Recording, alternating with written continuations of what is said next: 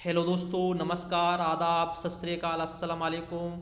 जैसा कि दोस्तों आज राजस्थान असिस्टेंट प्रोफेसर का नोटिफिकेशन आया है और इस नोटिफिकेशन के अनुसार कौन एलिजिबल हैं कौन नहीं है। और दोस्तों इस वीडियो को जो राजस्थान से बाहर के जो स्टूडेंट्स हैं जो ये एग्ज़ाम देना चाहते हैं वो भी इस वीडियो को लास्ट तक देखें और आपको ये पता चल जाए कि ये गुड एकेडमिक रिकॉर्ड क्या है। और गुड एकेडमिक रिकॉर्ड के अनुसार जो राजस्थान से जो बाहर के जो स्टूडेंट्स हैं वो असिस्टेंट प्रोफेसर की पोस्ट के लिए या फॉर्म अप्लाई के लिए एलिजिबल हैं या नहीं हैं वो भी ये जान लें। और जो राजस्थान के स्टूडेंट्स हैं आप भी ये जान लें कि गुड एकेडमिक रिकॉर्ड क्या चीज़ है, किस तरीके से निकालना पड़ेगा, ठीक है ना, और किस तरीके से ये माननीय रहेगा।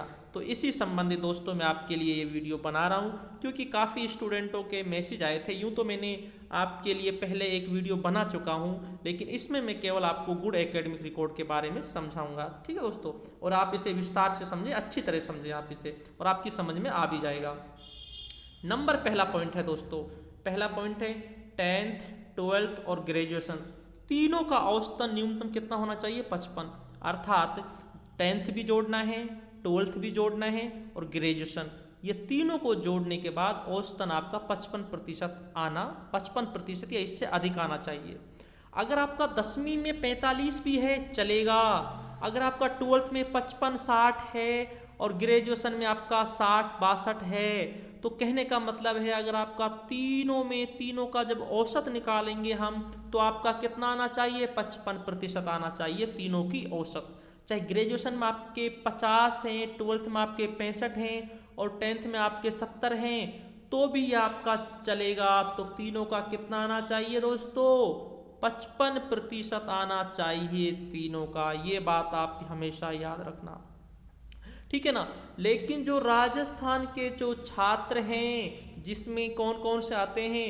ओबीसी है, जनरल कैट ओबीसी है, एससी है और एसटी जो कैटेगरी है और ईडब्ल्यूएस है, उनके लिए कितना छूट दे रखी है? उनके लिए 5% की छूट दे रखी है।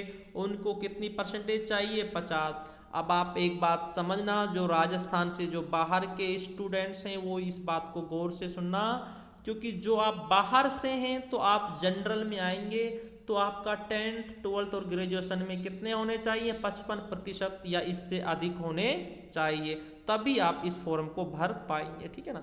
इसके बाद है 10th या 12th में किसी में एक में न्यूनतम 50 अंक होने चाहिए। भाई अगर आपके 10th में 45 हैं कोई बात नहीं, तो आपके 12th में कितने होने चाहिए? 50 कम से कम होने चाहिए। या आपके 10th में 50% हो या 12th में 50% हो, दोनों में से एक में 50% होने चाहिए, ठीक है ना। ये बात भी आप हमेशा याद रखना, ठीक है ना। इसके बाद है स्नातक स्तर पर 50% अंक होने चाहिए।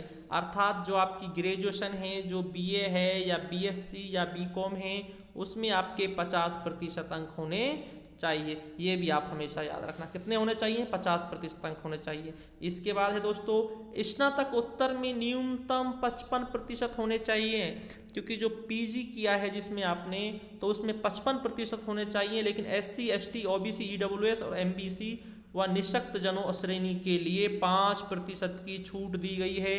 उनके एमए में 50% हैं तो भी चलेगा।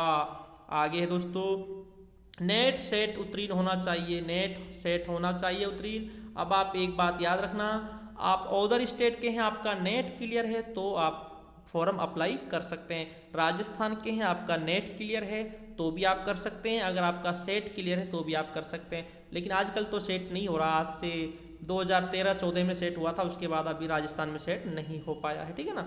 अगला है दोस्तों हमारा छठा पॉइंट है संपूर्ण योग्यताएं साक्षात्कार के समय पूर्ण रूप से आवश्यक हैं।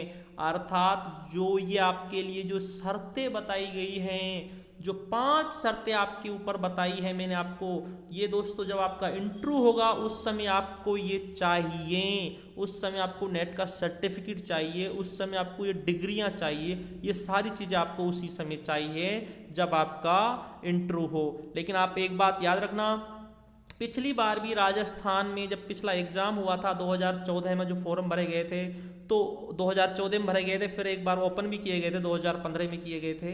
तो दोस्तों उस समय क्या था, जिसका नेट नहीं था तो वो भी फॉर्म अप्लाई कर सकता था। वैसे ही दोस्तों आप यहाँ पर कर तो सकते हैं, लेकिन इंटरव्यू के समय आपको नेट का सर्टिफिकेट आपके पास होना ज़रूरी है। जितनी आपको ये ऊपर योग्यताएं बताई हैं, जो 5 पॉइंट बताए हैं, ये उस समय आपके कंप्लीट होने चाहिए। तो दोस्तों उम्मीद करता हूँ कि आपकी ये समझ में आ गया होगा, लेकिन फिर भी आपको कोई प्रॉब्लम है तो आप कमेंट करके बिल्कुल पूछ सकते हैं, ठीक है। तो दोस्तों ये थी जो आपके लिए मैंने बताई थी असिस्टेंट प्रोफेसर की गुड एकेडमिक रिकॉर्ड के बारे में, ठीक है। ठीक है दोस्तों, शुक्रिया दोस्तों, धन्यवाद। अगर ऐसे ही कोई कॉलेज एग्जाम संबंधित कोई और नोटिफिकेशन आएगा तो मैं आप तक पहुंचाऊंगा। अगर चैनल को सब्सक्राइब नहीं किया तो सब्सक्राइब करना ना भूलें, साथ में बेल बटन भी दबाएं, क्योंकि आपको जो भी न्यू लेटेस्ट अपडेट होगा वो आपको मिलता रहेगा। ठीक है दोस्तों, शुक्रिया, धन्यवाद।